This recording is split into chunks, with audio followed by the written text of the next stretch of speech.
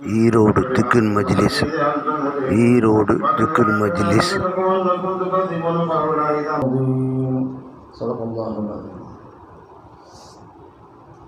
அஸ்ஸலாமு அலைக்கும் வரஹ்மத்துல்லாஹி வபரகாத்துஹு. நஹ்மதுஹு வ நுஸல்லி அலா ரசூலிஹில் கரீம். அம்மா பஅத்.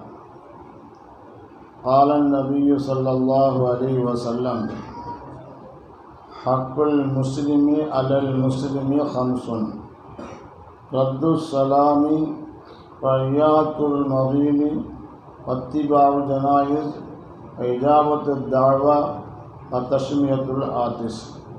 صدق رسول الله صلى الله عليه وسلم. அனைத்து புகழும் அல்லாஹ் ஒருவனுக்கே உண்டாகட்டும்.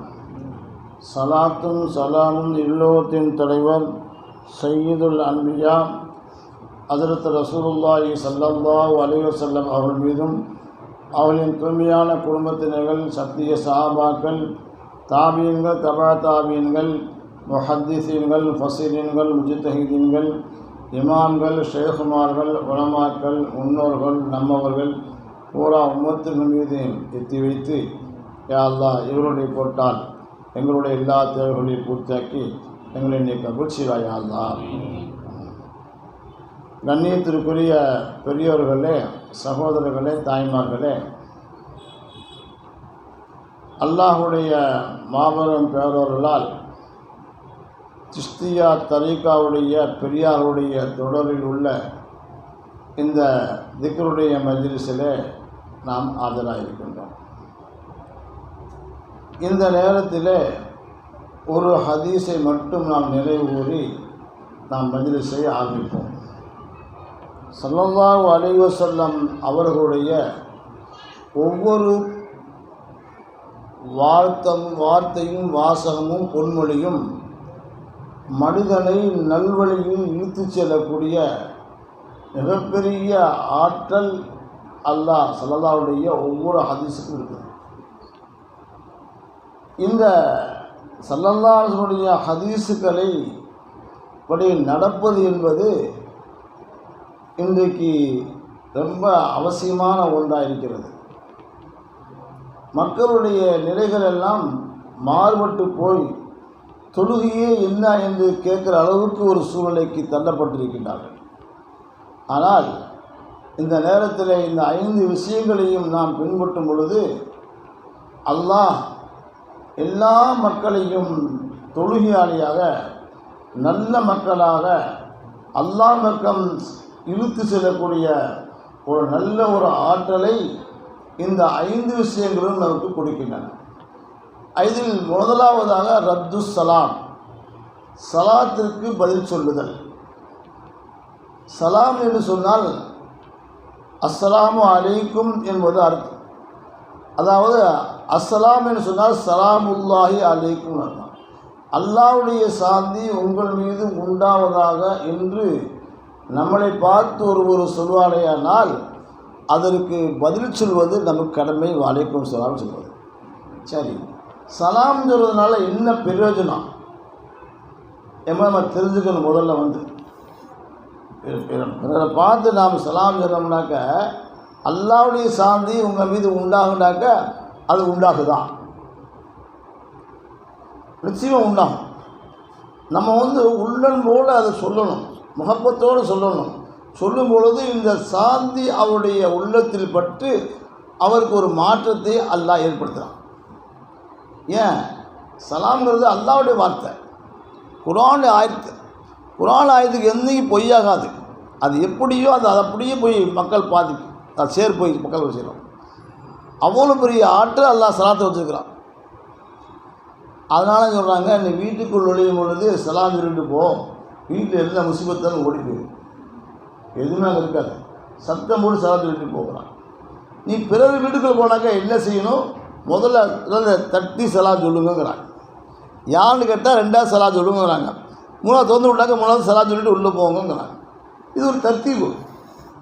ஆமாம், அல்லாஹ் குர்ஆனில் என்ன சொல்கிறான்னாக்க, வீட்டுக்குள் இதா தகல்து ஃபி புயூத்தின் ஃபஸல்லிமு அலா அன்ஃபுசிக்கும், வீட்டுக்குள் நுழைந்தால் நீங்கள் சலாம் சொல்லிக்கிட்டு போங்க. வீட்டில் யார் இருக்கிறாங்க இல்லை என்பது பிரச்சனை இல்லை, வீட்டில் இருந்தாலும் இல்லாவிட்டாலும் நீங்கள் சலாம் சொல்லிட்டு போங்க. அந்த வீட்டுக்குரிய முசிபித்து இருந்தால் போய்விடும். யாராவது இருந்தாலும் கூட அவர்களுடைய மனசில் சந்தோஷம் இருக்கும். எனக்கு ஒருத்தர் சலாம் சொல்லிட்டாரு பதில் சொல்லணும். சரி, சலாம் சொல்லணும்னா என்னது? இது துவாவுடைய வார்த்தை. உங்கள் மீது சலாம் உண்டாவதான்னு சொல்கிறது. ஏன்னா மாட்ட உண்டாமா? மாட்ட உண்டாகும்.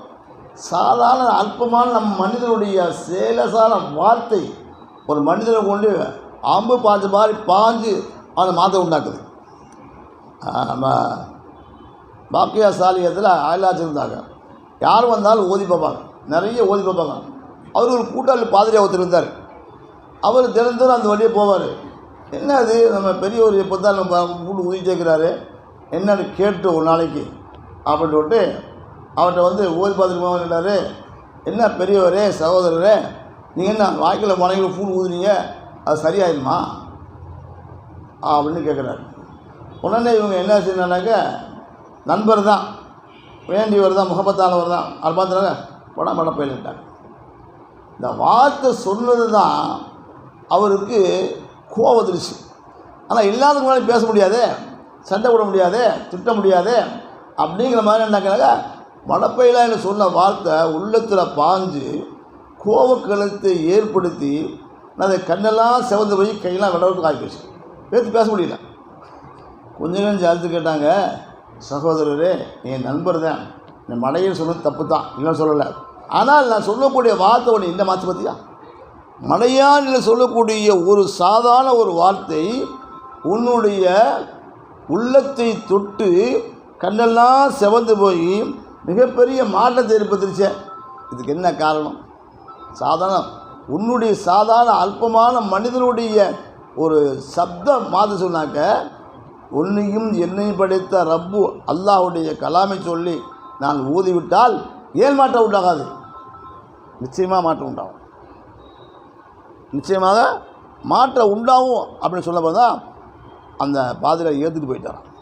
இந்த மாதிரி சாதாரண நம்மளுடைய சாதாரண ஒரு வார்த்தையே ஒரு மாற்றத்தை ஏற்படுத்துதுன்னு சொன்னால் அல்லாஹ்வுடைய கலாமுக்கு எவ்வளோ பவர். அந்த கலாமை நம்ம வீட்டில் ஓதலாம், எவ்வளோ பெரிய பிரயோஜனம். யார் ஓதுறா? ஏனோ தானே ஓதுறாங்க. சரி, அவங்கதே ஓதுனாக்கா பைத் வாங்கலாம் ஓதுறாங்களா? இல்லை, கம்மி தான். கேட்டாக்க நான் பைத் வாங்கியிருக்கேன், பெரிய ஷேட்டு பைத் வாங்கியிருக்கிறேன் அப்படின்ட்டு மாதட்டி கொடுறாங்க. ஆனால் அவங்களுக்கு கம்மியாக போச்சு. ஏதோ செய்யக்கூடிய துவாவினால கொஞ்சம் தப்பிச்சு போகிறாங்க, அவ்வளோதான். தவிர முழுமையாக முன்னேறதுக்குள்ள வழிகளை யாருமே ஏற்பட தயாராக இல்லை. அந்த மாதிரி சூழ்நிலை உண்டாகி போச்சு. ஆக சலாம் சொல்வது என்னமோ சுன்னத்து தான். உங்களுக்கு தெரிஞ்சவளாக இருந்தாலும் தெரியாதவளாக இருந்தாலும் சலாம் சொல்லுங்கன்னு வந்திருக்குது ஹதீஸில். ஆனால் சலாம் சொல்லணும்.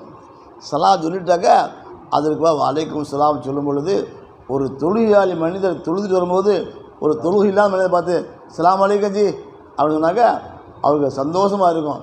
ஏன்னா தொழுகையாளி சலாம் சொல்கிறாரு, நம்ம நாளைக்கு நம்மளும் தொழுகை போகலாம் அப்படிங்கிற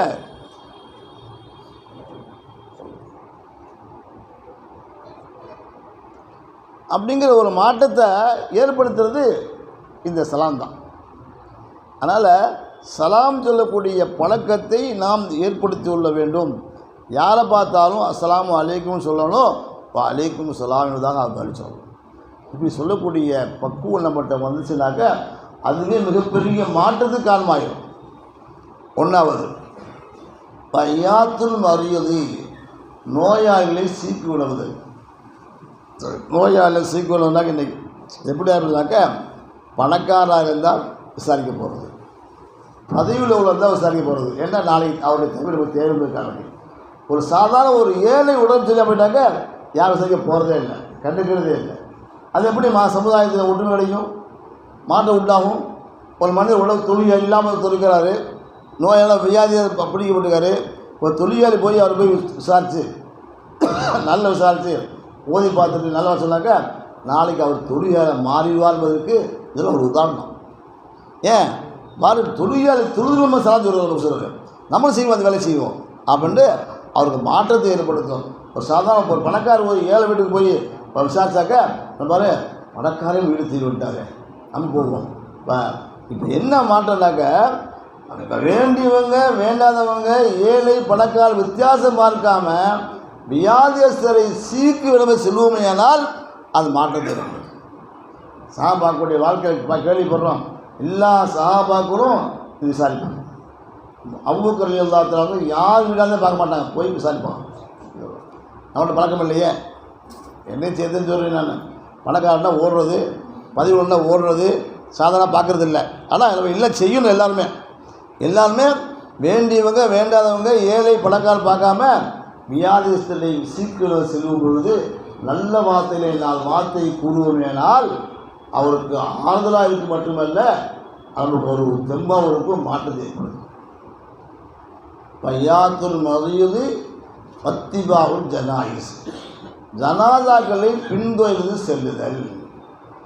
ஜனாதாக்கள் ஏழை வீட்டுக்கு வந்தாங்க, அவரா மொத்தம் போயிட்டாரா ஆகும் அப்படின்னு சொல்லி பேசாமல் போயிட்டே இருப்பதில் வந்து அங்கே விசாரிக்க போகிறதும் இல்லை, கூட ஜனதா போகிறதும் இல்லை. ஆனால் ஒரு ஃபர்து கிஃபாயா தான், இல்லைன்னு சொல்லலை. இருந்தாலும் கூட முழுமையான முறையில் அதில் ஈடுபடும் பொழுது ஒரு மாற்றத்தை ஏற்படுத்தும். பெரிய பணக்காரு ஒரு ஏழை வீட்டு போய் விசாரித்தாக்க அவங்க நல்லா ஆறுதலாக. அதே மாதிரி சாதாரண தொழுகை இல்லாத வீட்டு போது விசாரிக்க போனாக்க தொழுகையாலே வீடு பண்ணிட்டாரு மாற்றம் கிடையாது.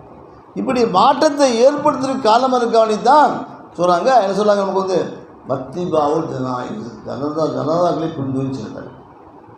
தேவையானது. நாலாவது என்னது, விருந்து ஒருத்தர் கூப்பிட்டா பதில் சொல்கிறது.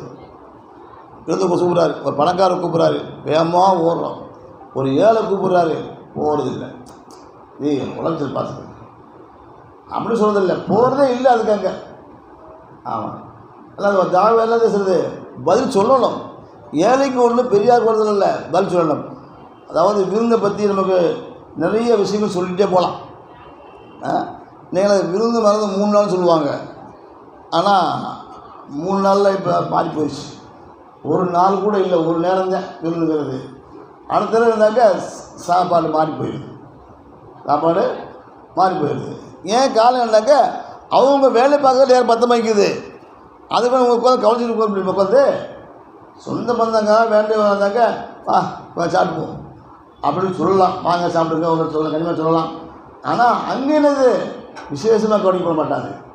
வீட்டில் உள்ளதையும் கொடுக்கணும், வீட்டில் உள்ளதை கொடுத்து பழகணும். அது விருதுடைய அமைப்பு. அதாவது அவங்க வந்துட்டாங்க இவங்க வந்துட்டாங்க அப்படின்ட்டு பெருசாக தமிழ் செஞ்சோம்னாக்கா நாளைக்கு செஞ்சாது நம்ம செய்ய முடியாது. தாவூது சிராஜ் கேள்விப்பட்டீங்களா?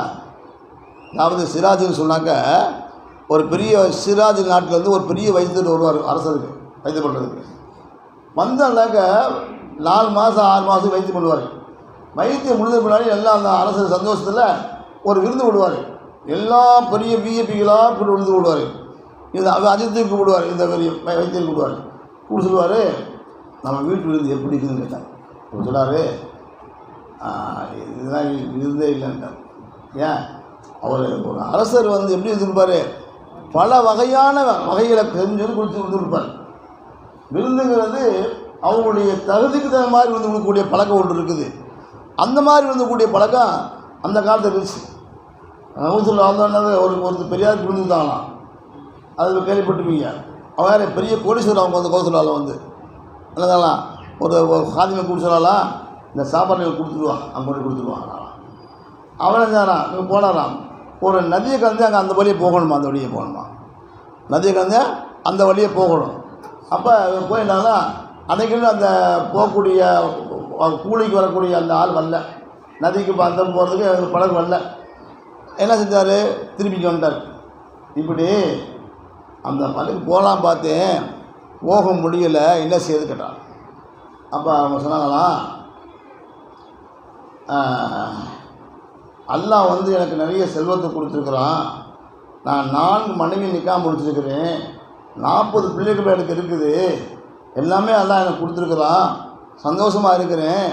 இப்போ அந்த நதியில் போய் சொல்லு, அது பெண் ருசி அறியாத வழிவிட சொன்னான்னு சொல்லு. உங்களுக்கு ஆச்சரியம் போச்சு, இவர் இப்படி சொல்கிறாரு, 4 கல்யாணம் முடிச்சுன்னு சொல்கிறாரு, பெண் ருசி அறியாத வழிவிட சொன்னான்னு சொல்கிறாரு. சரி போனார், சொன்னது தர மாதிரி ஆகி போச்சு. அப்படி போனார். அந்த பெரியார்கிட்ட போய் சலாம் சொன்னாங்க, அது சாப்பாடு கொடுத்தாங்க.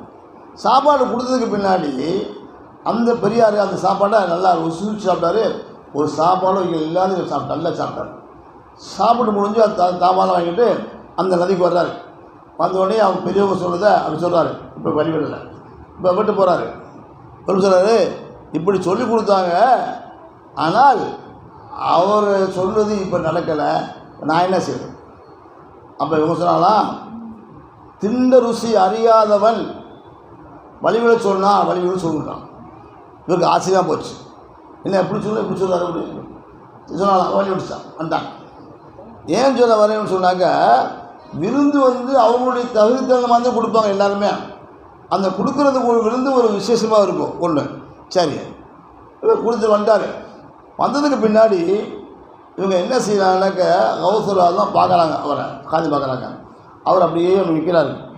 ஏன்னு நிற்கிறாருனாக்கா, அவர் ஷேக்கிட்ட எதிர்க்கு நிற்கக்கூடாது, அப்படி நிற்கிறாரு. ஏது நிற்கிறாருனாக்க, இவருக்கு ஏதோ சந்தேகம் இருக்குது அப்படின்னு. நம்ம சொன்னது பெண் ருசி அறியாதுன்னு சொன்னோம். அவர் என்ன சொன்னார்னாக்கா, திண்ட ருசி அறியான்னு சொன்னார். இதுக்கு விளக்காக கேட்குறாரு போல தெரியுது அப்படின்னு நினச்சி அல்லாஹ் வல்லத்தில் போட்ட ஒன்று சொன்னாங்க. நான் சொல்கிறது மாதிரி செய். என்ன சொல்கிறேன்? ஒரு மனிதரை கூப்பிட்டு தலையில் தண்ணி பானையை வச்சு நிறைய தண்ணி நிறைய வச்சு சொன்னார், நீங்கள் 2 பேரும் அவர் பின்னாடியே போங்க. ஒரு சொட்டு தண்ணீர் கீழே விழுந்தாலும் அவர் தலையை விட்டிரு அப்படி சொல்கிறாங்க. இவங்க வாழை கையில் எடுத்துக்கிட்டு போகிறாங்க. போய் அங்கே போய் நில்லுங்க, தெருக்கூத்து நடக்கும். அந்த தெருக்கூத்தை பார்த்துட்டு காலையில் வாங்க. அந்த காலம் தெருக்கூத்து ஃபேமஸாக இருக்கும் அந்த காலத்தில். சரி போகிறாங்க. நைட்டு பூரா வேடிக்கை பார்க்குறாங்க, சிரிக்கிறாங்க, எல்லாம் செய்கிறாங்க. ஆனால் இவங்க 2 பேர்த்துடைய கவனமும் அந்த பானையில் இருந்துச்சு. அவருடைய கவனம் என்னன்னாக்க, ஒரு சொட்டு கீழே தான் தலை போயிடும் பயந்துருந்தாங்க. இது போயிட்டு வந்ததுக்கு பின்னாடி கேட்குறாங்க, கௌசல் கேட்குறாங்க, என்னப்பா தெருக்கு பார்த்தியா? பார்த்தோம். நல்லா இருந்துச்சா? நல்லா இருந்துச்சு. தண்ணி சொட்டு கீழே இருந்துச்சா? விழுகலை. அப்போ சொன்னாங்கன்னா, நாங்களும் பெண்ணை கல்யாணம் முடிச்சிருக்கோம், எல்லாம் இருக்கோம். ஆனால் மார்க்கத்தில் ஒரு ஒரு துரும்பு கூட விழக்கூடாது என்பதை நாங்கள் எப்படி ஒரு தண்ணீர் கீழே விடாமல் பார்த்தாரோ, எப்படி இவர்கள் 2 பேரும் கவனமாக இருந்தாங்களோ, அதே நாங்களும் கவனமாக இருக்கிறோம். மார்க்கமாக இருக்க வேண்டுவதற்காக நாங்கள் பாடுபட்டு கொண்டிருக்கிறோம். இதே அப்படியா கூட்டியல.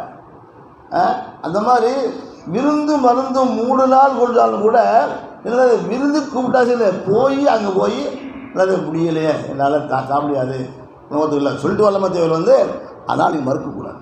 சரி, 5வது சொன்னாங்க தஸ்மீயத்துல் ஆத்திஷ். தும்மினவன் அல்ஹம்துலில்லா என்று சொன்னால் அதற்கு பதிலாக இரஹ்மக்கல்லா அப்படின்னு சொல்லுவாங்க. இது என்ன, இதெல்லாம் பிரச்சனை இருக்குது அப்படின்னாக்க,